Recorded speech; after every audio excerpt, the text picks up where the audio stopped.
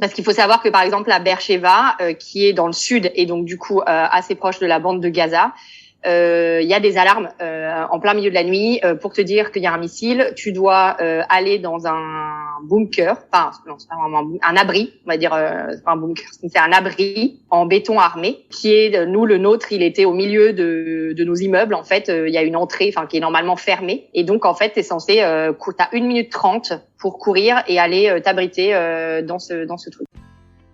Avant de te laisser avec ton épisode du jour, j'aimerais partager avec toi quelque chose que j'ai découvert récemment et qui risque fortement de t'intéresser. Est-ce que tu connais l'application Zaptax? Z-A-2-P-T-A-X. Sinon, écoute ce qu'il va suivre car ça va vraiment te permettre de gagner de l'argent. Si tu es expat, j'imagine que comme moi, quand tu reviens en France, tu fais le plein de produits que tu ne trouves pas dans ton pays d'expatriation. Mais sais-tu que tu peux te faire rembourser la TVA? En utilisant l'application Zaptax, tu peux facilement et rapidement détaxer les produits que tu achètes en France, mais aussi en Espagne ou en Belgique, dans plus de 1 million de commerces. Il y a déjà plus de 40 000 utilisateurs, l'application a été créée en 2017 et elle est la première sur le marché. Sans compter qu'elle est certifiée par la Direction Générale des Douanes. C'est fou, non? Je t'invite vraiment à aller sur leur site internet www.zaptax.com pour en savoir plus sur cette détaxe 2.0. Je te mets le lien dans la description de l'épisode. Et je te retrouve tout de suite pour ton épisode du jour. Bonjour à tous et bienvenue sur Fille Expat, le premier podcast francophone qui donne la parole aux femmes expatriées aux 4 coins du monde. Je suis Kelly Barichello et à travers chaque épisode, je te partage la conversation que j'ai eue avec une femme inspirante qui a osé sauter le pas de l'expatriation. On va te faire découvrir une nouvelle destination, un mardi sur 2, en échangeant en toute transparence sur le ressenti de chacune avant le départ, mais aussi une fois sur place. On va également tenter de comprendre les différents challenges que chaque pays peut avoir et te donner des réponses aux questions que tu te poses peut-être si toi aussi tu souhaites t'expatrier. Chaque discussion se veut authentique et on l'espère, va rassurer les familles qui, eux, sont restées dans leur pays d'origine. Surtout que dans cette saison 5, croyez-moi, c'est dans des pays vraiment atypiques que j'ai décidé de t'emmener. Si vous souhaitez rejoindre les coulisses de Fille Expat, je vous invite à vous abonner au compte Instagram. Le lien se trouve directement dans la description de chaque épisode. Allez, embarquement immédiat, très bonne écoute! Bonjour à toutes et à tous et merci de nous retrouver pour un nouvel épisode de Fille Expat. Alors aujourd'hui, ça va être un pays vraiment atypique que j'ai vraiment hâte de découvrir à travers le témoignage de mon invité. D'ailleurs, invité, si tu veux bien te présenter en commençant par ton prénom, ton âge et la ville où tu te trouves actuellement. Hello Kelly, merci de me recevoir sur le podcast. Donc moi je m'appelle Géraldine, j'ai 35 ans. Je suis actuellement en région parisienne, mais du coup je vais parler de mon expérience d'expatriation en Israël. Super, donc voilà l'Israël. Alors d'ailleurs Géraldine qui m'a contactée, je crois que c'était au mois de septembre, mais comme je commençais la petite saison spéciale Outre-mer, elle a bien voulu patiemment attendre la saison 5 pour parler de ce pays. Donc merci à toi Géraldine. Et avant de rentrer dans le détail de ton parcours et de ton expatriation, comme tu le sais, dans la saison 5, j'ai décidé de faire un petit jeu de questions vrai ou faux. Donc je vais te poser des questions, 3 exactement, et tu vas me répondre vrai ou faux, et si tu veux, on peut en discuter. Tu es prête? Ok, je suis prête. Super. Donc première question. Israël est le seul pays du monde qui a aujourd'hui plus d'arbres qu'il n'y en avait il y a 50 ans. Non, je pense que c'est faux. Eh ben c'est vrai. Ah bon? Oui, c'est vrai. Parce qu'ils grossissent énormément et du coup, ils construisent beaucoup. Donc, mais ils plantent des arbres. Ok, ils plantent des arbres aussi. Ok, ils plantent très des bien. arbres et d'ailleurs, une chose qui m'a vraiment surprise, c'est que j'ai lu que Israël compte 66 parcs nationaux et 190 réserves naturelles. Ouais, alors ça, c'est vrai qu'ils en ont énormément quand tu regardes la liste des choses à faire. Par exemple, quand tu vas là-bas, tu te dis, ah oui, il y a une liste de parcs nationaux, immense, quoi. Ouais, apparemment, toute cette nature, ça couvre environ un quart du territoire. En tout cas, c'était le cas en 2015. Ouais, ils ont en fait un immense désert aussi au sud, et donc du coup, ça rentre dans les parcs nationaux. Et donc c'est c'est ça, c'est au moins, le désert déjà est quasiment inhabité et c'est une énorme part du pays. Donc voilà, donc je trouvais que c'était ça ne m'étonne pas. Voilà, c'était un fait assez surprenant. Alors deuxième question. Le café à Israël est tellement bon que c'est le seul pays au monde où Starbucks n'a pas réussi à s'installer sur le marché local. Et ben ça, c'est vrai, je pense. Ouais, c'est vrai, et j'étais tellement contente de lire ça, parce que moi, je t'avoue que je suis un peu contre Starbucks, parce que je trouve qu'ils sont partout, et peu importe où tu vas, maintenant, ils sont à chaque coin de rue, et je trouve que c'est un peu dommage de retrouver la même chose, peu importe où tu vas. Ouais, alors eux, ils ont une autre chaîne de café qui ressemble à Starbucks, qui est une chaîne de café à emporter, etc., qui s'appelle Aroma. Donc je pense que comme cette chaîne est très présente, au final, les Starbucks n'ont pas pu trouver leur marché, parce qu'il y a déjà ça qui existe. D'accord. Et puis ils ont aussi ils ont une forte culture du café, du café qu'ils font chez eux, etc. Donc en fait, ça a pas pris, je pense. Et c'est pas dérangeant. C'est clair, je suis tout à fait d'accord avec toi.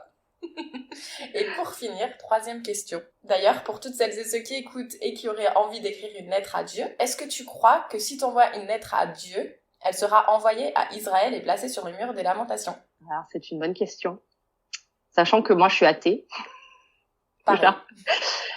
Donc, j'écrirai pas forcément une lettre à Dieu, mais le mur des Lamentations, je sais qu'ils placent des petits mots en fait sur le mur des Lamentations quand ils vont prier. Donc, du coup, peut-être que ouais, si tu veux lui écrire un petit mot, tu le places entre les pierres.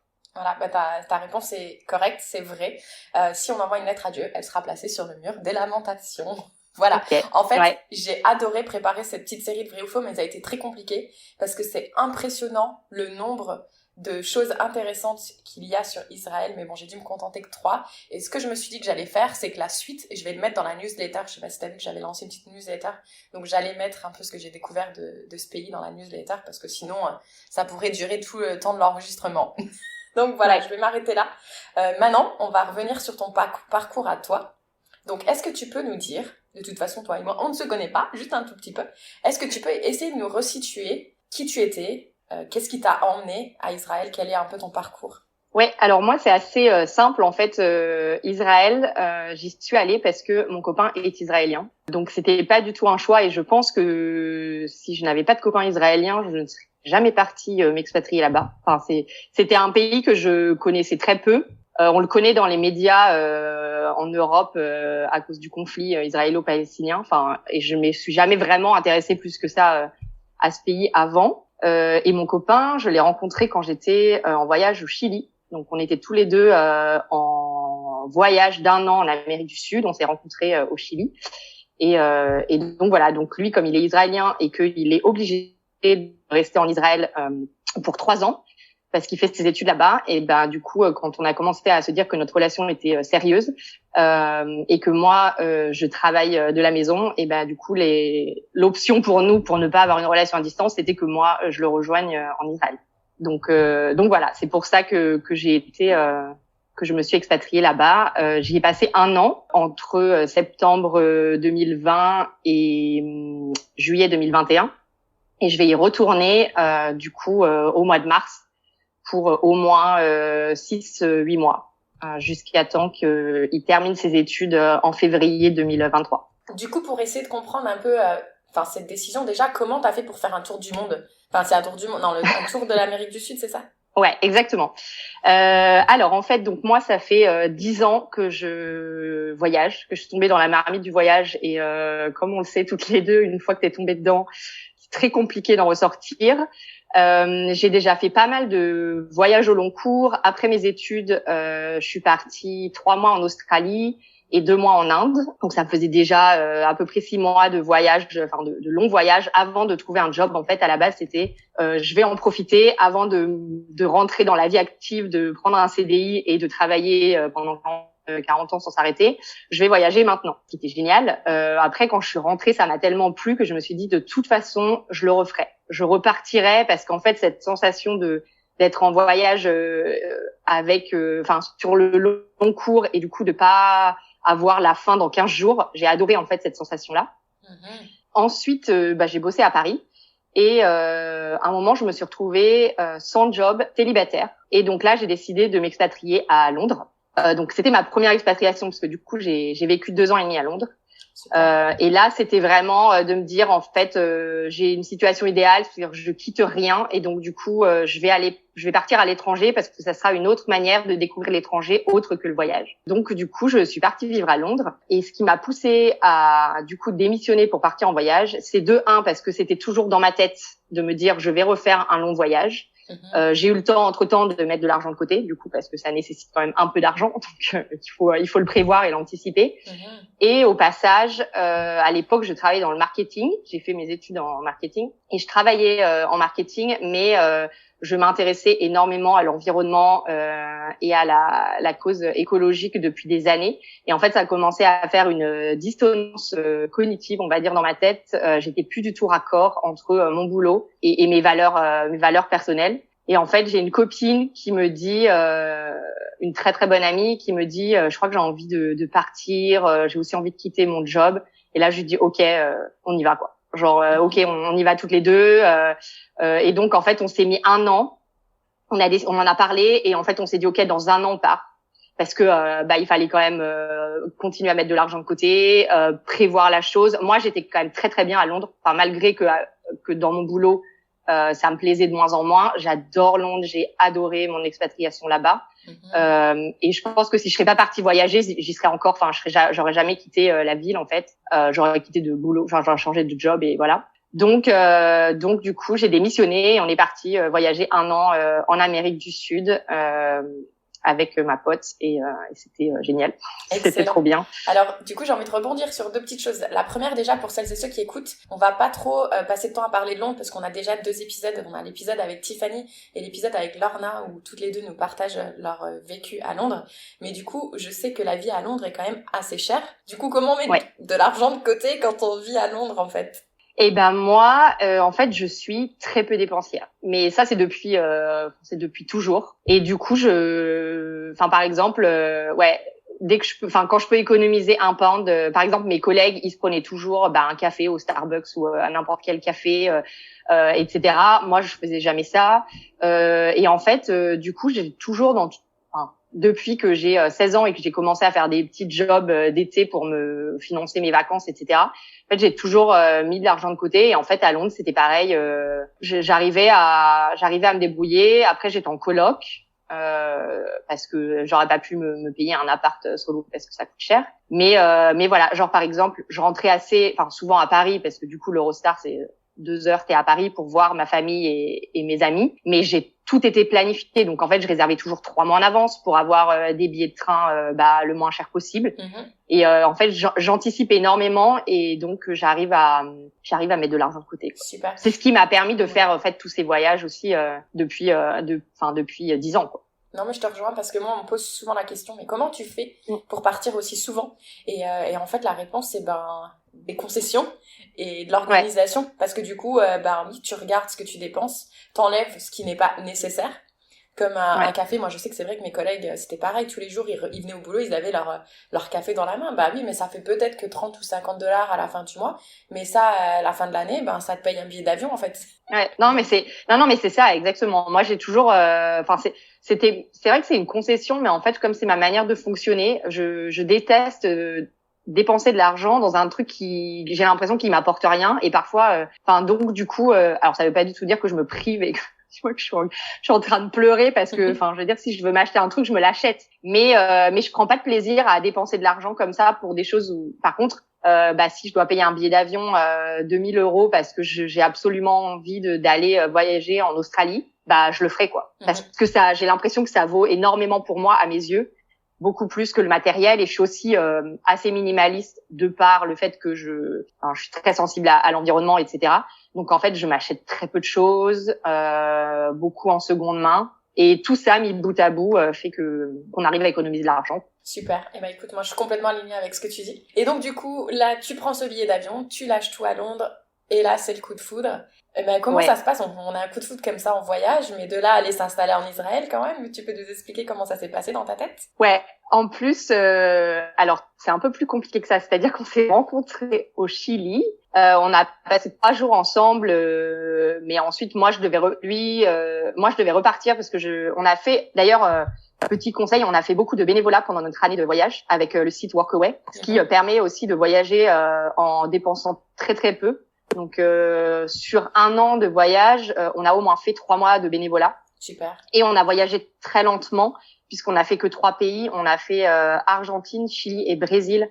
Donc en fait, le but c'était de ne pas prendre des avions dans tous les sens et on a traversé l'Argentine et le Chili en stop et on a dormi en camping sauvage. Donc voilà, déjà tout ça fait qu'on a économisé de l'argent. Mais bref, on s'est rencontrés au Chili pendant 3 jours. Ensuite, nos chemins se sont séparés et alors il s'est passé quelque chose au Chili quand même, enfin pendant les 3 jours. Mais du coup, pour moi, c'était une aventure de voyage. Voilà, ça dure jamais ces choses. Enfin, tu te rends compte, tu te sépares. De toute façon, c'est comme ça quand tu voyages. Et on a toujours gardé contact, mais du coup en tant qu'amis pour suivre nos voyages respectifs, etc. Et en fait, ça c'était en janvier, le 1er janvier 2018 qu'on s'est rencontrés. Et en fait, en juillet 2019, il m'a dit je viens en Europe, je peux peut-être passer te voir. J'ai 5 jours il revenait d'Australie, son frère arrivait pour des vacances, donc il dit j'ai 5 jours, je peux venir te voir. Et je lui dis ok, si tu dois aller en Italie, je te rejoins en Italie, c'est cool, on se fait un voyage de 5 jours. Là d'ailleurs mes potes étaient là, mais tu vas passer 5 jours avec un mec que t'as vu il y a 1 an et demi pendant 3 jours, quoi, genre ça. Et je sais pas, j'étais là ok, c'est cool. De toute façon au pire il peut rien se passer. Au pire, on a plein de trucs à se dire. Au mieux, on a plein de trucs à se dire. Au pire, on n'a pas trop de trucs à se dire. Et j'ai mon bouquin et je suis en Italie. Et puis t'es en Italie, voilà. Ouais. Il y a pire comme scénario. Et c'est ça. Et du coup, là, ça a été un peu le coup de foudre. Et du coup, j'ai été le voir en Israël. Ensuite, il est venu à Paris. Enfin, on s'est vu un peu tous les mois. Et en fait, au bout de 3-4 mois, c'était comment on fait? Enfin, est-ce qu'on continue? Enfin, si on continue, ça peut pas durer comme ça longue distance pendant 3 ans, parce que lui commençait ses études. Ils commencent leurs études tard en Israël parce qu'ils font l'armée, notamment. Donc en fait, ils font leurs études. Il a 29 ans et du coup, ils commencent leurs études assez tard parce que voilà, ils ont d'abord de l'armée, puis il y en a beaucoup qui voyagent et lui, il a voyagé pendant 2 ans. Alors du coup, ils vont à l'école jusqu'à quel âge? 18 ans. Enfin, ils ont une sorte de lycée, comme nous, le lycée jusqu'à 18 ans. Ensuite, et après, ils ont le service militaire. Pendant combien de temps? En fait, c'est 2 ans pour les filles, 3 ans pour les garçons, obligatoire. Ah, les filles aussi? Ouais, les filles aussi. Et après, il y en a pas mal qui prolongent. Et moi, mon copain, il a prolongé, il a fait 5 ans. Ouais, parce que c'est payé du coup. Alors au début, ton service obligatoire, t'es payé genre comme un stage en France, quoi, t'es payé 300 €. Donc généralement que tu utilises à acheter de la nourriture autre que celle qu'on te sert à la caserne parce qu'elle est dégueulasse, d'après ce qu'ils m'ont dit. Donc du coup, tu dépenses ça dans des trucs un peu à côté pour avoir une vie un peu plus sympa parce que c'est pas chouette. Donc voilà, ouais, ils ont ça obligatoire.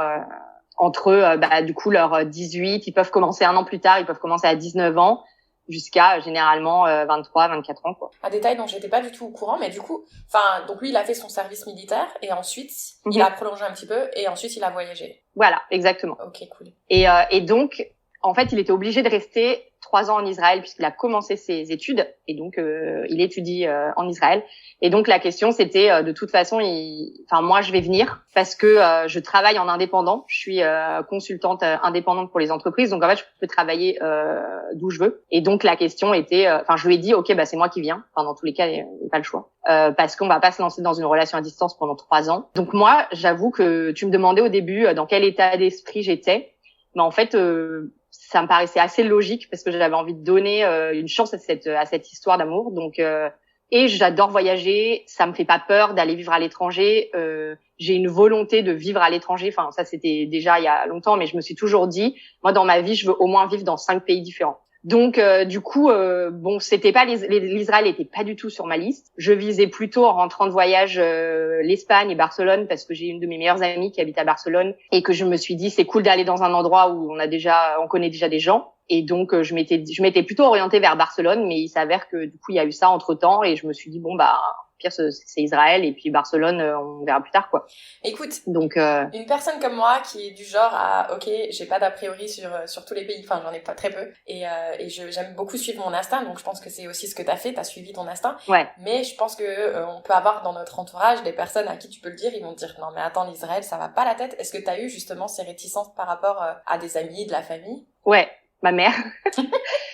Ma mère qui m'a dit mais c'est hyper dangereux là-bas, et je la comprends parce que alors il faut savoir que quand j'étais en voyage, j'étais aussi au Mexique, j'ai rencontré un autre Israélien on est devenus très amis, et en fait j'étais déjà allée en Israël avant même de me mettre avec mon copain. J'étais allée 2 semaines en vacances en mai 2019, et du coup moi j'ai déménagé là-bas en septembre 2020, et donc du coup j'étais déjà allée juste pour 2 semaines.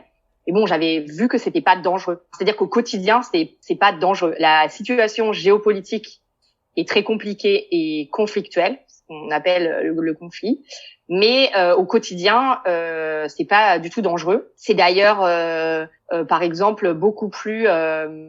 Il y a beaucoup moins de petites criminalités que à Paris, par exemple. Tu te fais pas du tout voler ton portable là-bas. Enfin, tu vois, t'as pas besoin, parce que à Paris, clairement, tout le monde te dit fais attention, t'as pas ton portable dans le métro parce qu'on peut te l'arracher. Fais attention à ton sac. Ma sœur s'est fait voler son sac il y a 2 mois dans un bar, alors que là-bas, pour le coup, en Israël, c'est pas du tout ça. Les gens ils laissent leur portable sur la table, donc t'as pas du tout. Donc au quotidien, hormis les périodes de conflit et d'actions militaires qui peuvent arriver, c'est pas dangereux. Donc en fait, j'avais déjà vu ça. Donc moi, j'étais là, non, mais c'est pas du tout. Enfin non, c'est pas dangereux. J'y suis allée et c'est pas dangereux. Après, moi aussi, j'ai une manière de voir les choses, c'est que je veux pas du tout écouter me baser sur les médias, etc. Parce qu'on m'avait dit ça pour le Brésil, on m'avait dit c'est hyper dangereux, tu pourras pas sortir dans la rue avec ton portable et tout. Je me disais putain, c'est un peu chiant quand même de pas pouvoir sortir dans la rue avec ton portable pour prendre des photos. Et à force d'écouter ça, avant d'arriver au Brésil, j'étais limite stressée, alors que c'est pas du tout ma nature. Et en fait, je suis arrivée dans Rio et je dis mais les gens, ils ont des sacs à main, enfin ils ont leur portable quoi. Enfin je veux dire, les gens vivent normalement.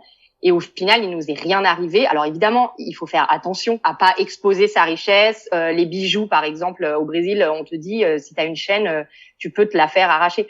Donc moi, j'ai pas envie de me laisser guider par la peur. Par contre, je fais attention. Enfin, je fais en sorte de respecter les règles et de pas faire n'importe quoi pour qu'il m'arrive rien. Et de toutes mes années de voyage, j'ai voyagé toute seule en Colombie, en Australie, c'est un peu moins dangereux, et il m'est jamais rien arrivé. Parce que je pense que je suis mon instinct et mon intuition, et donc là, tu vois, j'avais pas cette peur, mais je l'ai eu de la part de mes proches, et après moi, ce que je fais quand on me parle d'une peur comme ça, généralement je dis ok, on va regarder les chiffres, parce qu'il y a énormément de peurs, notamment sur les pays qui sont complètement irrationnels, qui sont créés par les médias. Donc en fait, on va regarder les chiffres, ok, combien de personnes, c'est horrible, mais combien il y a de personnes qui ont été tuées peut-être dans des attentats, etc. Tu te rends compte qu'il y en a moins qu'à Paris je veux dire en Europe dans les 5 dernières années où il y a eu énormément d'attentats. Et pourtant, on ne dit pas que la France est un pays dangereux ou que l'Europe. Ouais, je trouve que c'est un excellent conseil que tu viens de donner. C'est justement d'essayer de comprendre qu'est-ce qui te fait peur. Donne-moi des mots sur ta peur et viens, on va demander à notre très cher ami Google. Et on essaye de voir si vraiment tes peurs sont fondées autres que ce que tu peux voir à la télé. Et toi, en plus, du coup, c'était intéressant aussi que tu étais allé quelques semaines, parce que du coup, en plus, tu te lançais pas non plus dans un pays qui t'était totalement inconnu. Donc ça, c'est quand même sympa pour rassurer les autres. Et donc, du coup, comment on s'installe en Israël? Raconte-moi, visa, etc. Je ne connais absolument rien. Alors, les visas, c'est une chose. Donc, en fait, Israël, donc moi, je suis pas juive, parce que Israël, c'est un pays où, si tu es juif, tu peux faire ce qu'on appelle son alia. C'est-à-dire qu'en fait, tu choisis d'aller vivre là-bas en tant que juif. Donc, c'est le retour. Il me semble qu'ils appellent ça l'alia. Ça veut dire, en fait, c'est les juifs qui retournent dans leur terre, sur la Terre Sainte. Terre Sainte, ouais. Et en fait, si t'es juif, tu fais une demande. Enfin, il y a un process, mais il y a dans chaque pays, par exemple en France, il y a énormément de Français. Enfin, les Français représentent une grosse partie des personnes, des Juifs qui émigrent en Israël dans les 10 dernières années. Et donc, du coup, il y a un bureau de l'immigration en France où en fait tu fais tout un process et tu reçois la nationalité israélienne. Donc, par exemple, tu n'as pas besoin t'as juste besoin de prouver que tu es juif. Et ensuite, tu reçois la nationalité. Donc, pour les personnes qui sont juives, aller en Israël, c'est hyper simple. Il n'y a pas besoin de visa. En fait, il suffit de faire ce process-là. Et en plus, quand ils sont accueillis là-bas, ils ont des aides de l'État.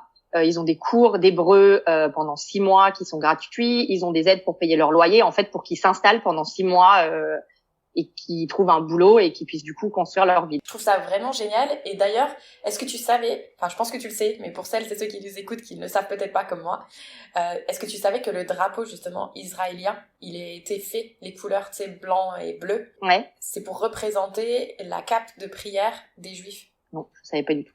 Ah, bah écoute, je suis contente de t'apprendre quelque chose, parce que du coup, ouais, j'aime bien toujours regarder un peu les significations des drapeaux des pays dont je traite. Ouais, c'est hyper intéressant. Et du coup, c'est vrai que j'ai tapé du coup cape de prière juif, et effectivement, elle ressemble beaucoup au drapeau israélien, et l'étoile qui est au milieu, c'est le médaillon de David. C'est l'étoile de David. Ouais, l'étoile de David, et ça par contre, j'ai pas trop compris ce que c'était. Si toi tu sais, l'étoile de David? Pas du tout, je ne connais pas. Bah, je sais que c'est un symbole qui représente leur religion, ça c'est sûr, puisque malheureusement c'était aussi le symbole que les nazis ont utilisé pour l'étoile jaune. Donc je pense que ça doit être un symbole qui représente leur religion depuis des années, mais je ne sais pas du tout ce que ça signifie. Alors attends. Donc voilà. Parce que du coup, vas-y. Merci Google, hein, comme toujours.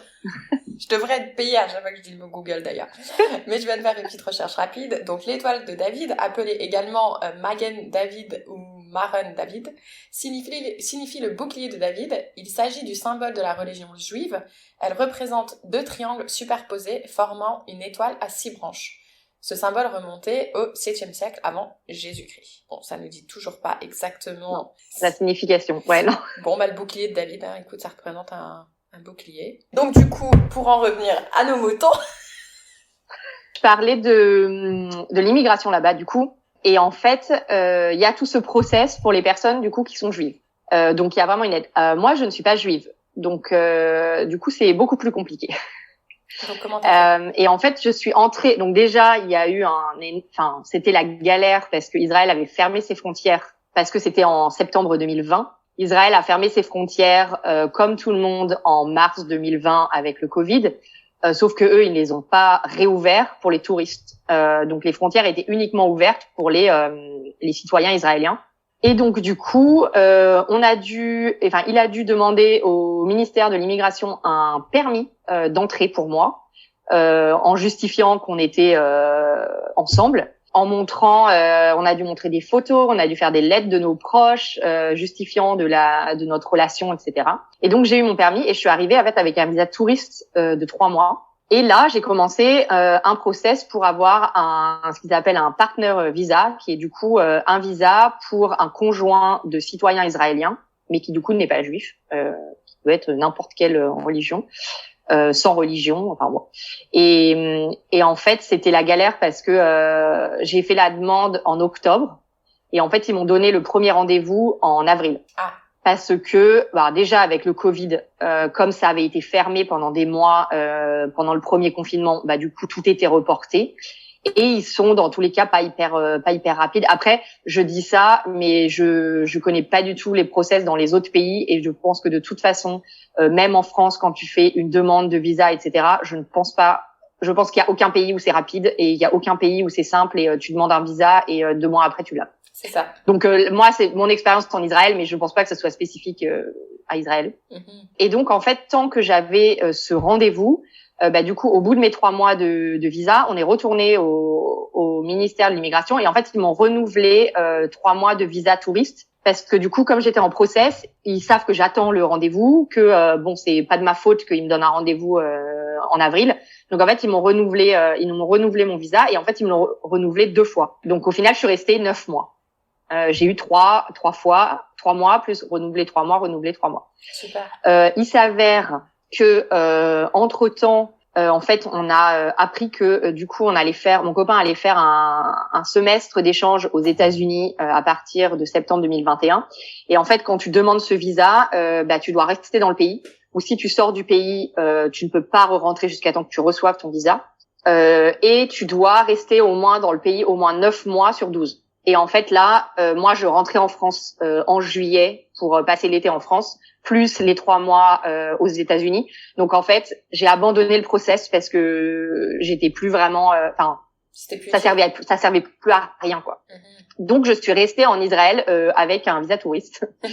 Mais donc faut savoir pour les personnes qui veulent y aller qui ne sont pas juives, ça prend quand même du temps, et sachant que du coup en visa touriste on peut pas travailler. Donc en fait tu vas pouvoir rester dans le pays si tu renouvelles ton visa de touriste à chaque fois. Tu ne peux pas travailler, et par contre si tu sors du pays, tu ne peux pas rentrer tant que tu n'as pas reçu ton visa. Voilà, donc il faut être préparé potentiellement à se dire je vais rester 1 an dans le pays sans sortir pendant tout le process d'obtention du visa. Et tu sais, 1 an, voire... c'est partout pareil. Hein. Moi, quand je faisais mon process de résidence permanente, et à un moment donné, je pouvais plus sortir du territoire.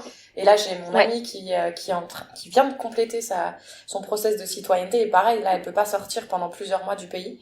Donc ça, c'est pas que Israël. Oui, c'est ça. Partout, en fait. Ouais, je pense que c'est exactement. Donc voilà. Après, moi, j'ai trouvé que c'était assez lourd de pas sortir d'un pays. Enfin, comme j'ai la bougeotte, Israël est très petit comme pays. Donc du coup, parce que je pense que c'est là où je me suis dit ah ouais, en France, oh là là, la chance qu'on a, parce qu'en fait, c'est hyper grand. On a tellement de paysages différents, donc du coup tu peux rester franchement pendant 2 ans en France sans sortir du pays et voir plein de trucs et y faire aller au ski, à la montagne, la montagne en été, la mer. Tu peux avoir froid si t'as envie en allant dans le nord de la France. Tu peux avoir hyper chaud dans le sud. Enfin, je veux dire, c'est là où c'est vrai que je me suis rendu compte. Je me suis dit waouh, c'est génial d'habiter dans un grand pays. Enfin, je m'étais jamais rendu compte de ça. Un pays relativement grand, parce qu'après, il y a les US ou le Brésil. Bon, là, on est même plus sur autre chose. C'est des continents. Mais la France est quand même un grand pays avec une diversité incroyable. Et c'est vrai que moi, 9 mois en Israël, à la fin, j'étais un peu, j'avais l'impression de prendre tout. Il y a une autoroute du nord au sud, j'ai l'impression de prendre toujours la même autoroute, quoi. Tu prends toujours la même autoroute, et du coup, tu sais, j'ai ressenti ça en Guadeloupe aussi, parce qu'il y a la nationale 1. Bon, après, t'as aussi les petites routes à l'intérieur, mais c'est vrai que du coup, comme tu le dis, bon, encore ça va, les 2 îles, elles sont quand même assez différentes, mais c'est vrai que tu fais vite le tour. Et là, pour aller du nord au sud, en Israël, ça met combien de temps à peu près en voiture? Ça met 6 heures. 6 heures. Et toi, du coup, t'étais où exactement en Israël? Et à Beersheba. Donc en plus, Beersheba, c'est une ville qui est pas forcément connue, qui est au sud du pays, juste avant justement la grande étendue de désert dont on parlait au début. Donc en fait, c'est à peu près la porte d'entrée, et entre cette ville et Eilat, qui est tout au sud du pays, qui est la ville sur la mer Rouge. En fait, entre Beersheba et Eilat, il y a 3 heures de route et c'est que du désert. Donc en fait, Beersheba, c'est une des plus grosses villes vraiment au sud, on va dire, du pays, qui est une ville qui est pas très sympa. Enfin, en fait, quand je disais aux gens, je viens de Paris, ils me disent mais tu viens de Paris pour venir t'installer à Beersheba. Genre, les gens étaient traumatisés par amour. Ah ouais. parce que c'est pas une ville sympa. En fait, c'est une ancienne ville qui se développe énormément Israël a une population qui grossit 3 fois plus vite que tous les autres pays développés. Oh, wow. Ils ont énormément d'immigration, et donc en fait la ville, c'est des buildings de partout, des quartiers qui se construisent autour de la ville, et comme ils sont sur un modèle à l'américaine avec des malls, des centres commerciaux, les restaurants dans les centres commerciaux, et il y a pas vraiment de centre-ville. Enfin, c'est pas une ville sympa. Tu te balades pas dans la ville. Donc je pense que voilà, c'est vrai que ça faisait peut-être le temps un peu long pendant 9 mois dans cette ville. Et puis en plus, c'était le Covid, donc de toute façon, tout le monde était confiné partout dans le monde. Dans tous les cas, la période était un peu pesante. Mais après, l'avantage de Beersheba, c'est que Israël est un pays très cher. Il y a le classement Forbes des villes, des capitales les plus chères du monde est sorti il y a 2 mois, et Tel Aviv est passée de la 5e position à la 1re position. Donc, Tel Aviv est la ville la plus chère du monde, devant Hong Kong, New York. Ah bah là, tu m'apprends. Alors, ça, je l'ai pas lu dans mes trucs intéressants à savoir, tu vois. Ouais, et si, le niveau de vie, c'est extrêmement cher en Israël. Donc du coup à Beersheba, par contre, c'est moins cher, et du coup on avait un loyer, on payait 700 € pour 45 mètres carrés avec un jardin. Donc du coup, voilà, l'avantage de ça, c'est que les prix sont plus bas. Et puis après, on était là-bas parce que c'est là où étudie mon copain. Et du coup, oui, pour en revenir rapidement à Tel Aviv, d'ailleurs, je lisais que Tel Aviv, c'est pas la capitale c'est Jérusalem, du coup. Ouais. Mais qu'il y avait beaucoup de personnes qui disaient que, je sais pas qui sont ces personnes, hein, mais que Tel Aviv devrait plutôt être la capitale parce que justement, c'est le centre diplomatique, économique et financier. Ouais, alors il y a beaucoup plus d'habitants à Tel Aviv et sa région. Enfin, il y a Tel Aviv et ils ont une énorme banlieue en fait autour. Donc il me semble que ça regroupe près de 50% de la population. C'est 50% minimum, et voire si c'est pas plus, de la population du pays en fait, parce que c'est là où t'as toutes les grosses entreprises. C'est un peu comme, je vais pas dire comme Paris, mais il y a vraiment toute la population qui est occupée là. Jérusalem est quand même aussi est quand même assez grand. Après Jérusalem, en fait, il y a beaucoup de personnes qui habitent à Tel Aviv aussi, parce que Tel Aviv c'est un peu une bulle. C'est une ville qui est pas du tout religieuse et où il fait hyper bon vivre. Il y a la mer, la plage de Tel Aviv est magnifique sur la Méditerranée. Donc en fait, le cadre de vie à Tel Aviv est génial, quoi. Donc Jérusalem, c'est dans les montagnes, c'est très beau, mais après c'est très très religieux. Il y a une grosse population religieuse, donc c'est pas la même ambiance. Super. Et toi, du coup, en allant rejoindre ton copain, est-ce que tu as pu aussi rencontrer sa famille? Est-ce qu'il y a des choses en particulier qui t'ont peut-être un peu surprise en Israël? Ouais, ça c'est le truc assez chouette que j'avais pas vraiment eu à Londres. Après à Londres, il y a la différence de culture est quand même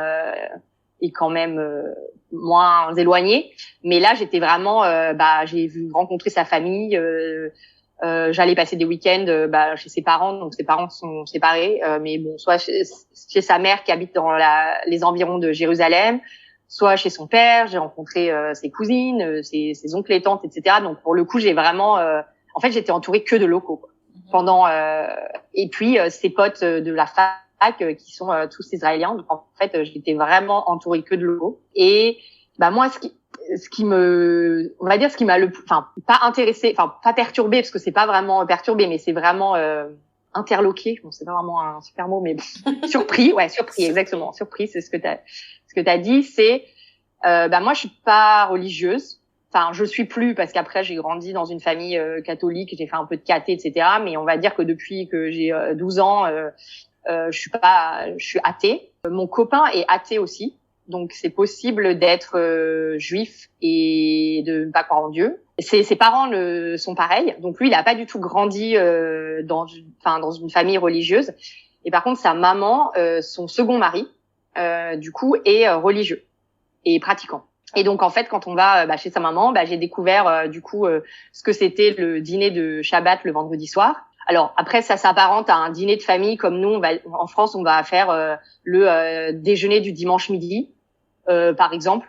Qui du coup, je pense que vient du fait que tout le monde allait à la messe le dimanche matin et faisait un déjeuner familial le dimanche midi. Donc maintenant, moi, je sais qu'en tout cas, quand par exemple, je vais chez mon père, c'est souvent le dimanche midi qu'on va faire un déjeuner. Pareil ici, ouais. Voilà, du coup, eux, ils font ça le vendredi soir.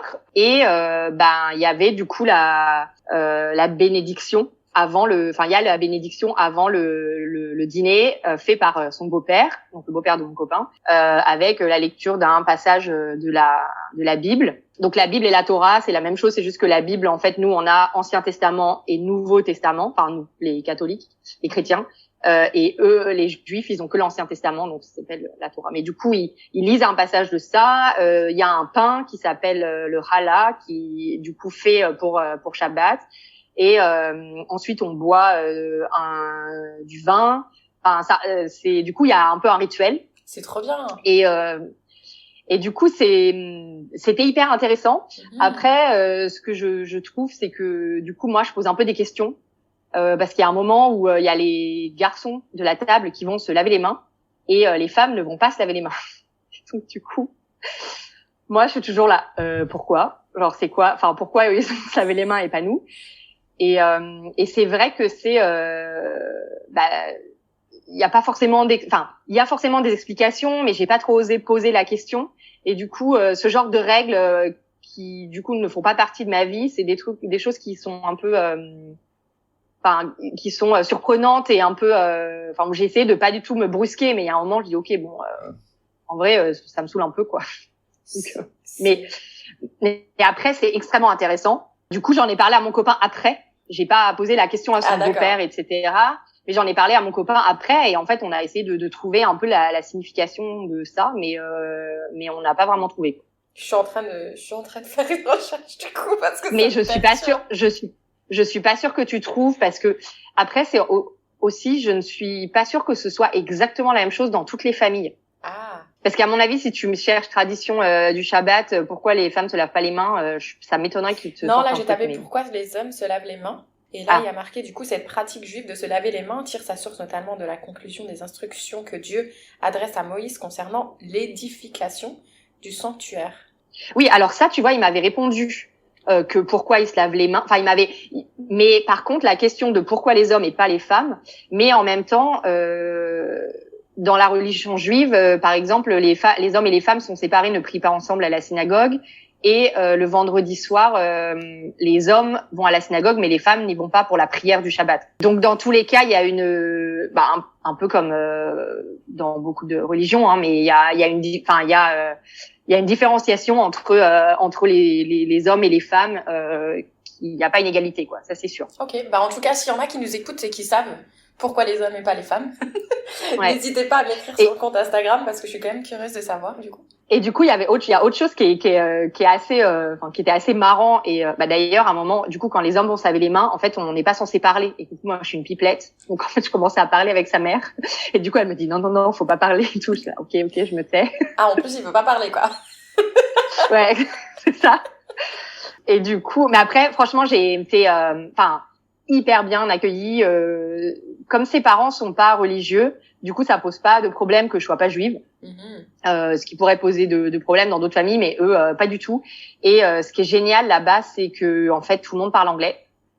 Donc ses parents parlent couramment anglais, quoi. Donc en fait, il y avait aucun problème du côté de la langue, et donc du coup, on a tout de suite pu avoir des conversations hyper intéressantes. Ses parents sont hyper ouverts et ont accueilli toutes mes centaines de questions que je posais sur plein de choses. Mais du coup, il y a autre chose qui est assez marrant chez eux, c'est que du coup, comme son beau-père est pratiquant, il mange kasher. Donc il y a une des règles dans le fait de manger kasher, c'est de pas mélanger la viande et les produits laitiers. Donc par exemple, tu peux pas manger exemple un cheeseburger, t'as pas de cheese, quoi. Tu peux manger un burger sans cheese, sans fromage, mais tu ne peux pas mélanger des produits laitiers et de la viande dans un même plat et même dans une même assiette.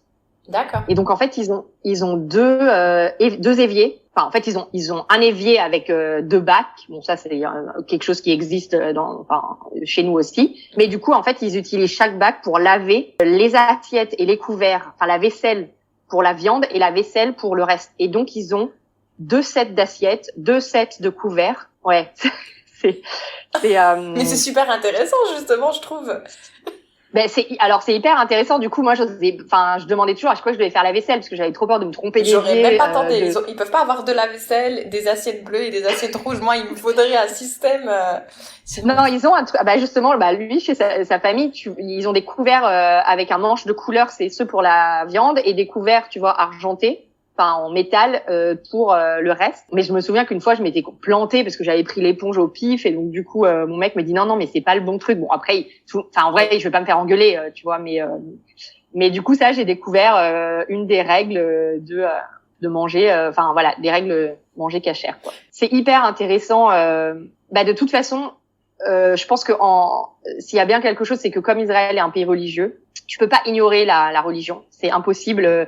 Il y a pas de transport en commun le samedi parce que c'est le jour du Shabbat. Donc si t'as pas de voiture, tu peux pas prendre de bus. Il y a pas de transport en commun. Ah, ok. Donc ça ils essayent de travailler là-dessus pour réintégrer les transports en commun, parce qu'en fait, du coup, je vais ressortir mes chiffres, mais il y a près de 45% de la population, de la population juive qui est athée. Qui n'est pas religieuse, en fait. C'est énorme, quand même. C'est énorme.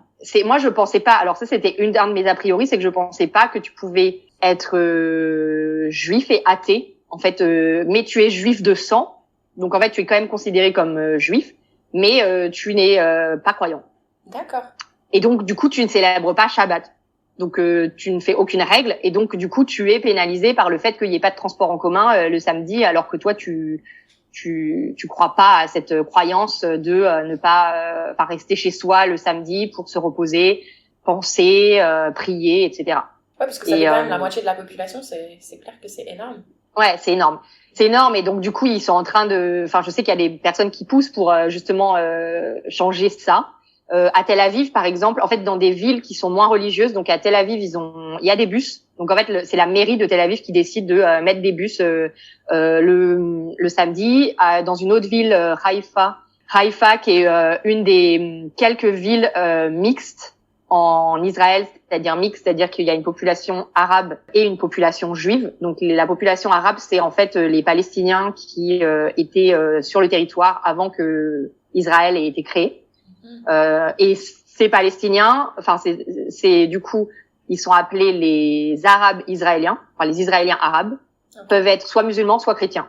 Et donc il y a des villes mixtes où ils vivent tous ensemble, et après sinon il y a beaucoup de villes qui sont pas mixtes où en fait il y a que des juifs qui vivent ensemble ou que des arabes. Et donc dans cette ville aussi, Haïfa, il y a aussi des bus le samedi en fait. Donc mais au niveau national, les bus qui vont relier des villes, parce qu'ils ont pas beaucoup de trains, donc en fait ils utilisent beaucoup.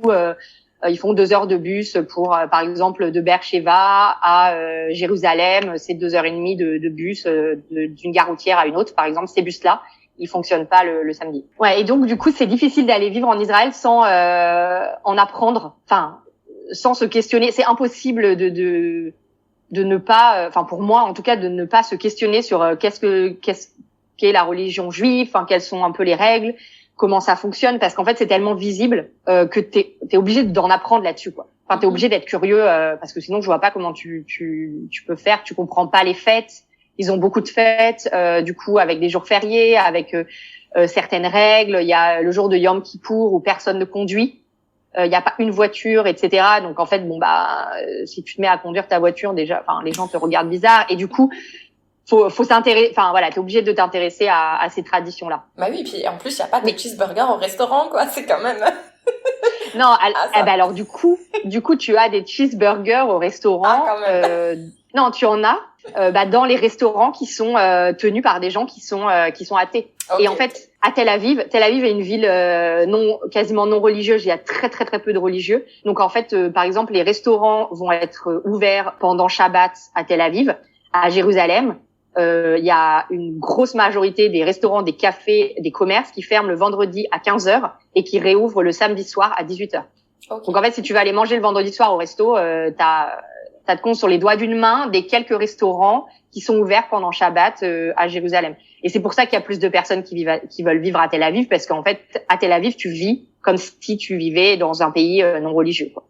Ok, super. Non, super intéressant. Mais du coup, pour casser aussi un peu tous les a priori qu'on peut avoir sur Israël, j'imagine que t'as pas entendu de bombes ou de choses comme ça pendant que tu y étais. Alors, Si, tu vas me dire hyper intéressant. Non, mais en fait, c'est hyper intéressant comme question parce que il m'est arrivé un truc de fou. C'est-à-dire que en mai 2021, il y a eu une opération militaire avec Gaza. Le Hamas, qui est donc le parti au pouvoir à Gaza, dans la bande de Gaza. Donc la bande de Gaza, c'est au sud du pays, sur la Méditerranée, et ça a une frontière avec l'Égypte. Okay. Une petite frontière avec l'Égypte. Alors c'est tout petit, et en fait le Hamas qui est au pouvoir répond, on va dire, aux problèmes politiques qui se passent en Israël, et notamment, alors sans vraiment rentrer dans la politique, malgré le fait que quand tu habites dans ce pays, tu es obligé de t'intéresser à la politique, parce qu'en fait c'est hyper présent, parce que le conflit, tu le vois, et tu vois qu'il y a quand même un truc, que c'est pas un pays normal en termes de relations, enfin tu vois, en termes de situation politique. Le gouvernement israélien parfois agit envers les Palestiniens, on va dire, d'une manière un peu, ce qu'on appelle l'occupation et l'oppression de ce peuple palestinien. Donc, du coup, le Hamas parfois menace et réagit à certaines actions en envoyant des missiles. Donc, c'est pas des obus, c'est pas des bombes, c'est des missiles. Alors après, Israël a développé ce qui s'appelle un bouclier de fer, c'est-à-dire qu'en fait, ils ont un système, je crois, qui est unique au monde, où en fait les missiles sont interceptés dans le ciel. Avant même qu'ils atterrissent, en fait, ils sont parce qu'ils ont cette espèce de bouclier de fer qu'ils appellent. Et donc ça arrive. La dernière fois que c'était arrivé, c'était en 2014. Ah ouais. Donc là, il y a eu une escalade géopolitique, et en fait, le Hamas a lancé ses missiles, et il y a eu une opération du coup de riposte d'Israël, etc. Donc là, c'est le gros bordel. pendant 10 jours. Il s'avère que moi, j'ai eu l'idée en mai 2021 de faire une retraite de méditation en silence pendant 10 jours, une retraite qui s'appelle retraite Vipassana. Et en fait, j'ai fait ça dans le nord du pays. Je ne sais pas. Alors franchement, je suis pas du tout je crois pas en Dieu. Mais là, je crois que je crois en ma bonne étoile, c'est-à-dire qu'en fait, dans le nord du pays, il n'y a pas de missiles qui atteignent en fait le nord du pays, donc il n'y a pas d'alarme. Parce qu'il faut savoir que par exemple à Beersheva, qui est dans le sud et donc du coup assez proche de la bande de Gaza, il y a des alarmes en plein milieu de la nuit pour te dire qu'il y a un missile. Tu dois aller dans un bunker, enfin non, c'est pas vraiment un abri, on va dire, c'est pas un bunker, c'est un abri en béton armé qui est nous le nôtre, il était au milieu de nos immeubles en fait. Il y a une entrée, enfin qui est normalement fermée et donc en fait t'es censé t'as 1 minute 30 pour courir et aller t'abriter dans ce truc. Oh, le stress, ça t'est jamais arrivé, ça? Non, et ben donc du coup ça n'arrive que quand il y a ces opérations. Enfin, ils appellent ça des guerres, parce qu'en fait c'est une mini-guerre qui dure. Là, ça a duré 10 jours. En 2014, ça avait duré 1 mois et demi, donc 6 semaines. Et donc en fait, moi mon copain m'a déposé au centre de méditation à 18h. La première alarme a résonné à 20h ce jour-là. Et le cessez-le-feu a été signé, c'était un jeudi soir à minuit, et moi je suis sortie du centre de méditation à 7h du matin. Mais donc en fait, c'est incroyable. Je n'ai rien entendu, rien vu, comme je n'avais pas de téléphone, parce qu'en fait tu fais 10 jours sans téléphone. Mais c'est un truc de fou, ce que t'es en train de raconter. Donc c'est incroyable. Non, en fait, même moi, j'y crois pas. Enfin, je me dis, en fait, c'est ma bonne étoile qui, en fait, a fait que je n'ai pas entendu et je n'ai pas vécu parce que j'avais pas, du coup, de téléphone. Donc, j'étais pas tout au courant de ce qui s'est passé. Alors qu'en fait, c'était quand même, c'est hyper stressant, ces périodes-là. Voilà, quand il y a ça, il y a des alertes, etc. Il y a des alarmes jusque à Tel Aviv et tout. Moi j'ai rien entendu. Incroyable. Donc après c'est un conflit armé dans les airs évidemment, mais puisque c'est des villes et des bombardements, etc. Il y a très peu de civils engagés sur le terrain, mais du coup en fait c'est fou parce que ça aurait pu, je pense, me traumatiser. Enfin si je l'avais vécu. Tu vois, et vraiment, me faire flipper, me dire ok, envie de rester dans ce pays, etc. Et en fait, là, du coup, j'ai pas vécu ça, donc en fait, c'est top quoi. Enfin, je suis assez contente. Après, c'est top. Ça montre quand même que la situation est instable quoi. Et instable. Après. Il y a très peu de personnes qui meurent dans ces affrontements-là du côté israélien. Je suis ravie pour toi du coup que tu as fait cette retraite et que t'aies pas eu à vivre ça et que du coup ça te donne envie d'y retourner quelques semaines parce que c'est vrai que ça pourrait être traumatisant comme expérience. Ouais, exactement.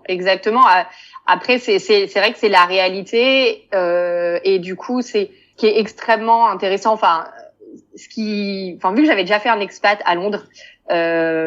J'étais forcément un peu en train pas de comparer le pays parce que ça ne se compare pas, mais de comparer mon ressenti, même si ce sont des expériences qui sont hyper différentes, parce qu'il y en a une, je suis partie comme ça pour vivre ma première, j'ai trouvé un job et je vivais ma vie, etc. de célibataire à Londres, alors que là j'y suis allée pour rejoindre mon copain, etc. Donc c'est hyper différent, mais n'empêche que je regardais mes ressentis et c'est vrai que là mon ressenti est beaucoup plus intense et en fait m'a forcé à poser beaucoup plus de questions à sa famille, à essayer de comprendre comment eux ils vivaient la situation du pays, comment ils la percevaient, qu'est-ce que c'est de vivre dans un pays qui est en conflit, qui est en conflit constant quoi et qui malheureusement quand tu fais des recherches et que tu t'analyses, etc., tu te rends compte que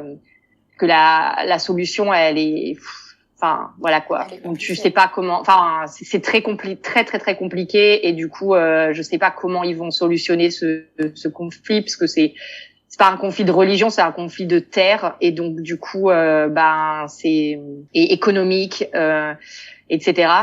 Et comment tu vis dans un pays où t'es né, il y a un conflit et de toute façon t'as l'impression qu'il n'y a pas de solution. Donc, d'ailleurs, est-ce que tu pourrais nous dire en quelques mots leur ressenti par rapport à ça? Ouais, en fait leur ressenti, c'est en fait ce que joue le gouvernement de droite, voire extrême droite, qui est là depuis des années, en fait, qui est en place depuis des années. C'est un peu en fait notre sécurité, et malheureusement notre sécurité est au prix de l'oppression des Palestiniens, du peuple palestinien. Alors pas les Palestiniens qui sont israéliens, qui habitent en Israël, mais les Palestiniens qui habitent en territoire occupé, c'est-à-dire ce que nous on appelle en Cisjordanie et la bande de Gaza. Les deux situations politiques dans la bande de Gaza et dans la Cisjordanie sont très différentes puisque les leaders sont pas les mêmes. Le Hamas est à Gaza, n'est pas en Cisjordanie. Et le Hamas est considéré comme un groupe terroriste. En gros, il y a la peur, il y a beaucoup de peur. Ils ont toujours peur qu'il y ait un attentat, ils ont pas peur de se faire attaquer. En fait, ils ont peur de leurs voisins, quoi. Et donc, ils sont aussi assez, pas désespérés, mais ils se disent, voilà, quoi, tu sais pas comment ça va, on va s'en sortir, quoi. Comment on va résoudre de ce conflit, donc voilà. Mais par contre, c'est assez fou parce qu'ils ont quand même, ils sont hyper joyeux et hyper heureux, quoi. Et ils font vachement la fête. Enfin, Tel Aviv, c'est la capitale c'est pas la capitale, mais c'est une des capitales dans le monde de la fête, etc. Donc en fait, à côté de ça, ils ont une joie de vivre énorme, quoi. Ah bah écoute. Donc c'est très paradoxal. Ce pays est un pays très paradoxal. Plein de paradoxes, quoi. Très très compliqué. J'ai envie de dire, quand tu sais pas de quoi demain va être fait, peut-être que justement ça te permet d'apprécier un petit peu plus le moment présent. Oui, puis je crois que quand même ils ont, tu vois, l'histoire est particulière. C'est un pays qui est neuf, qui est construit d'immigration. Les gens qui viennent ont un espèce d'espoir, tu vois, à développer ce pays et à construire ce pays. Et donc du coup, c'est un état d'esprit qui est assez particulier. Parce que les gens ils se disent j'y vais parce que c'est là où je me sens bien, parce que c'est là où ma religion est majoritaire, alors que les juifs sont minoritaires partout dans le monde. Donc en fait c'est là où ils se disent qu'ils peuvent être en sécurité malgré malgré le conflit. Et d'ailleurs c'est ça qui est assez étonnant, parce que moi, mon copain, par exemple, il va pas forcément comprendre pourquoi quand on est né en France et qu'on est français, malgré le fait qu'on soit juif, on vienne vivre dans ce pays qui est un pays en conflit, quoi. Après, mais du coup, de dire tu pars d'un pays et d'un continent de paix pour venir dans un pays, mais du coup, il y a quelque chose de plus fort, tu vois, qui est pas forcément évident à comprendre quand on n'est pas religieux, quand on n'est pas juif. C'est difficile à comprendre, mais bon, moi, en tout cas, essayer de les écouter pour voir leur ressenti. Super. Et du coup, si tu devais donner un conseil à quelqu'un qui voudrait justement aller s'installer en Israël, qu'est-ce que tu dirais? Alors moi, je dirais que il faut être hyper ouvert. Enfin, il faut être vraiment ouvert d'esprit. Et moi, le conseil que je dirais, c'est qu'il faut essayer de lire, en tout cas quand on apprend on essaye de se renseigner et de comprendre la situation, de lire plein de sources, parce que le gouvernement fait quand même une propagande basée sur la peur. Quand on écoute pas mal d'Israéliens, tu vois, le même discours revient. Et donc en fait, moi, ce que j'ai fait, c'est que je suis abonnée par exemple à des comptes Instagram de Palestiniens qui relatent ce qui se passe dans les territoires occupés, les situations auxquelles ils sont confrontés avec l'armée israélienne, pour pouvoir en fait me faire mon propre avis, essayer je suis pas neutre en étant humaniste, je suis forcément de tous les peuples, quoi. Donc du coup contre l'occupation et contre l'oppression, et évidemment, mais d'arriver à comprendre pourquoi ils arrivent pas à se parler et pourquoi, tu vois. Donc moi je suis des comptes palestiniens, de jeunes palestiniens qui utilisent les réseaux sociaux pour pouvoir s'exprimer, c'est hyper intéressant. Il y a aussi des personnes israéliennes qui se battent contre les actions de leur gouvernement, et donc du coup il y a des associations, etc. Donc moi j'essaye de lire tout ça, et donc du coup de me renseigner au maximum. Enfin ça c'est vraiment un conseil, parce que je pense qu'on peut pas aller vivre là-bas en ignorant la situation. Enfin parce qu'elle est visible. Le mur qui est construit, il est visible. Bon, moi, la famille, en plus, elle habite dans les environs de Jérusalem. Tu peux passer des checkpoints. Tu passes entre Jérusalem et les territoires occupés, donc tu passes un checkpoint. Donc, en fait, tout ça, c'est tellement visible que t'as quand même envie de savoir et de comprendre. Mon conseil, c'est d'être extrêmement ouvert d'esprit.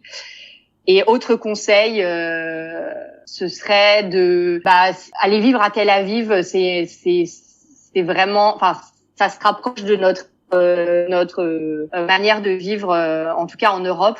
Et donc aller à Tel Aviv, je pense que peut-être ça rend la chose un peu moins extrême, enfin la situation, la différence un peu moins extrême. Et donc du coup je donnerais peut-être le conseil d'aller vivre à Tel Aviv, en tout cas. Ok, super. D'ailleurs, ça te dérange pas, peut-être que je mettrai les quelques comptes Instagram que tu recommandes dans la description du podcast? Ouais. Super. Et donc, tu connais mes petites questions de la fin, parce que je sais que tu es une fidèle auditrice de Fille Expat. Si aujourd'hui, si aujourd'hui Géraldine pouvait passer un message à Géraldine qui justement, bon, toi, j'ai pas l'impression que tu t'es trop posé la question, mais au moment où tu as su que tu allais partir quelque temps en Israël, qu'est-ce que tu te dirais? Je me dirais, vas-y, parce que tu vas tellement grandir. Enfin, je dirais vas-y. Enfin, en fait, j'ai pas eu peur, donc en vrai, tu vois, j'y suis allée. Mais je lui dirais, fais la même chose, quoi. Vas-y, n'aie pas peur. Après, en même temps, j'ai pas vraiment eu peur, mais et c'est tellement une décision géniale, parce que tu vas apprendre tellement. Enfin, tu ressors grandi dans tous les cas de ces expériences, et même si ça peut être un peu compliqué, c'est tellement enrichissant que ouais, vas-y, quoi. Enfin, continue. Enfin, super. Continue à faire de l'expatriation, quoi. Super. Et donc, du coup, pour conclure ce podcast, est-ce que tu voudrais partager avec nous ta citation ou chanson préférée? Oui, et ben du coup, c'est une citation de Mandela qui dit que tes choix reflètent tes espoirs et non tes peurs. Et du coup, alors moi, je pourrais même dire que tes choix reflètent tes rêves. Je change un peu la citation, et non tes peurs. Mais parce qu'en fait, je pense que être guidé par ses rêves ou par ses aspirations plutôt que par ses peurs, parce que il y a toujours moyen en parlant aux gens, en écoutant, en te renseignant, de se rendre compte que les peurs vont être irrationnelles. Après, parfois, c'est plus fort que nous, mais voilà, faut vraiment essayer de surpasser ses peurs, parce que ça peut nous bloquer. Et moi, le fait de pas avoir peur m'a permis de vivre une expérience géniale, quoi, extrêmement enrichissante, et j'en ressors vraiment grandi, donc voilà, c'est ma citation préférée. Bah écoute, je trouve que déjà en plus c'est une super citation, mais en plus je trouve qu'elle est très appropriée à ce podcast qui justement traite de l'Israël. Donc franchement merci beaucoup, parce que ton témoignage était vraiment super enrichissant. Ça fait vraiment plaisir de voir que tu y as été, tu t'es vraiment intéressé à ce qui se passait. Donc franchement merci beaucoup pour ce partage, et puis je te souhaite plein de bonnes choses pour la suite de tes aventures du coup. Bah merci, j'y retourne là au mois de mars, et tu vois, j'y aurais pas cru, mais en fait je suis hyper contente d'y retourner, parce qu'en fait on s'y attache, quoi. On s'y attache quand même au soleil 300 jours par an, on s'y attache. Ah, tu m'étonnes. Bah écoute, merci à toi Kelly, et puis à bientôt. À bientôt.